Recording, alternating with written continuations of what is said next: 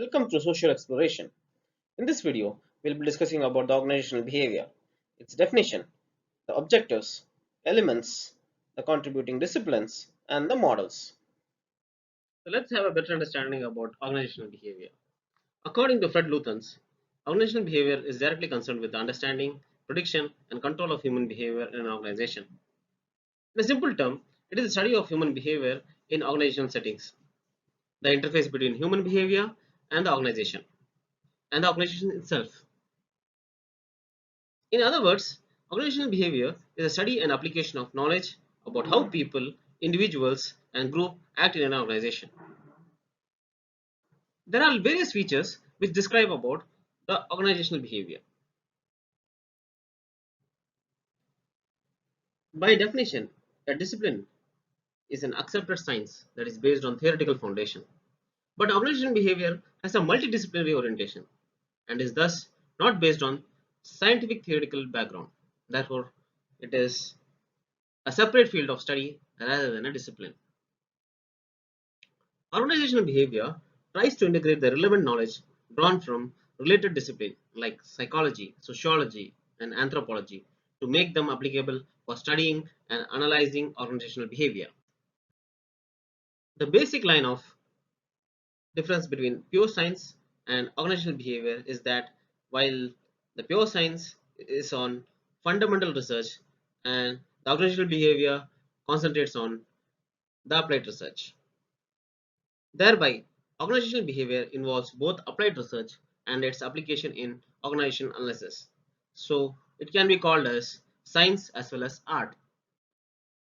Organizational behavior is also a normative science, where while positive science discusses the only cause-effect relationship, but the organizational behavior prescribes how the findings of applied research can be applied to socially accepted organizational goals. Organizational behavior applies a humanistic approach towards people working in the organization. It deals with the thinking and feeling of human beings. Organizational behavior is based on the belief that people have an innate desire to be independent, creative, and productive. It also realizes that people working in an organization can and will actualize these potentials if they are given proper conditions and environment. The environment affects performance or works in an organization. The system approach is one that integrates all the variables affecting organizational functioning. The system approach has been developed by behavioral scientists to analyze human behavior in view of his or her socio-psychological framework. Man's socio-psychological framework makes the man a complex one, and the system approach tries to study his or her complexity and finds a solution to it. So, what are the objectives of an organizational behavior? The organization in which people work have an effect on their thoughts, feelings, and actions. These thoughts, feelings, and actions in turn affect the organization itself. The organizational behavior studies the mechanism governing these interactions, seeking to identify and foster behaviors conducive to the survival and effectiveness of the organization. So, job satisfaction is one among the objectives. Understanding organizational behavior can shed light on the factors that can foster or hamper job satisfaction, such as physical setting, organizational rewards and punishment, or work group characteristics. Job satisfaction, in turn, can foster higher productivity and reduce the turnover, while providing more leverage for the recruitment of top talents. Organizational behavior can help find the right mix of talents and working styles required for the achievement of the task at hand.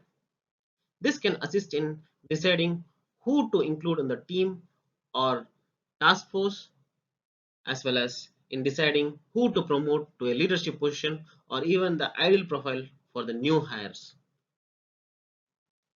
As organizations grow larger, it may become difficult to keep a sense of common purpose and unity of direction. Organizational behavior is useful for understanding and designing the communication channels and leadership structure that can reinforce organizational culture. The organizational behavior can assist in fostering leadership, proactivity, and creative problem solving. When creativity is allowed, the divergence of opinions is unavoidable. But organizational behavior can provide the leadership and the arbitrage dynamics required for turning conflicts into constructive ideas exchanges.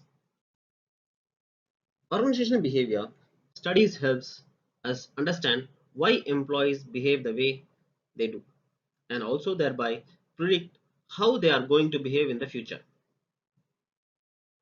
Organizational behavior patterns help in predicting who among the employees have the potential to become leader. They also teach us how to mold these employees so that their leadership potential is utilized to its fullest or to the maximum. Organizational behavior helps in the identification of members and develop a good team. All members of the team work in coordination and must be motivated to work together to achieve the best results. All this leads us to the most important goal of achieving the highest productivity in realizing the visions and goals of an organization.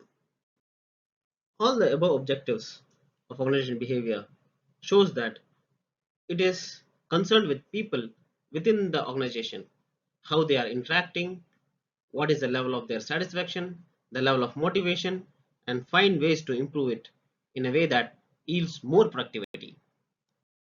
Thus, the elements of organizational behavior consist of people who makes up the internal and social system of an organization.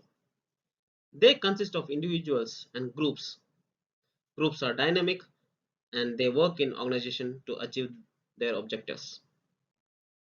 Next is the structure, which defines the formal relationship of the people in an organization, and the technology such as machines and work processes provide the resource with which people work and affect the tasks that they perform. And last but not the least, the environment. All organizations operate with, within an external environment. There is an interaction between people, structure, and technology, and these elements are influenced by the environment. There are some important disciplines in the organizational behavior field which develop it extensively. They are political sciences, anthropology, economics, social psychology, sociology, psychology, etc. Due to the increase in organizational complexity, various types of knowledges are required and help in many ways. Models of organizational behavior are the framework or the possible explanations that why do people behave as they do at work. There are so many models, which are as many as the organizations are. Varying results across organizations are substantially caused by difference in models of organizational behavior. All the models of organizational behavior are broadly classified into four types, which was proposed by Gregory Moorhead and Ricky Griffin. The first model is the autocratic model. This model is par with the managerial orientation of authority.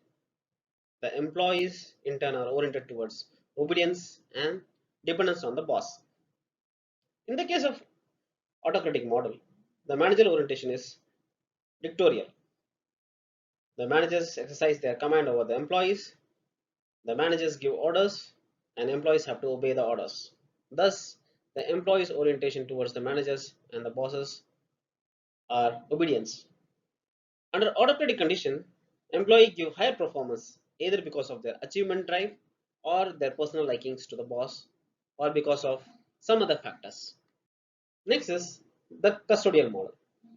This basis of model is economic resource with the managerial orientation of money.